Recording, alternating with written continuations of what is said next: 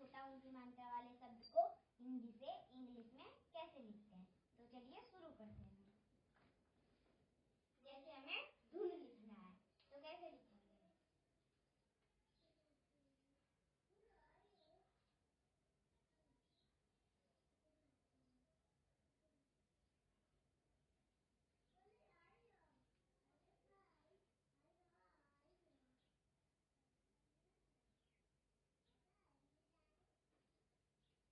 इसकी इंग्लिश अब हम कैसे लिखेंगे।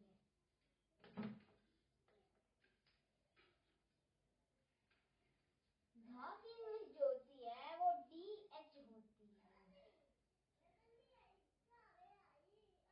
और छोटा ऊ की इंग्लिश जो होती है वो U होती है, U। और न की इंग्लिश जो होती है वो N होती है। अब हम इसको कैसे लिखेंगे। पहले हम D लिखेंगे, फिर HUN, ये हो गया धुन।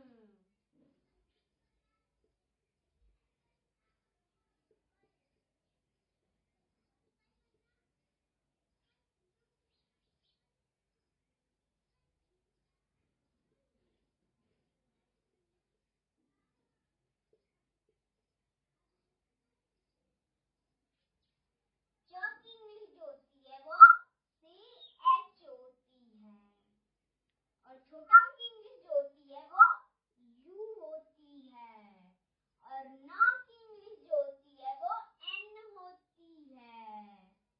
अब हम इसको सही क्रम में कैसे लिखेंगे। जब हम सही क्रम में इसको लिखते हैं तो फैला के नहीं लिखते हैं, सिर्फ एक जगह लिखते हैं। पहले हम C लिखेंगे, फिर H, फिर U, फिर N।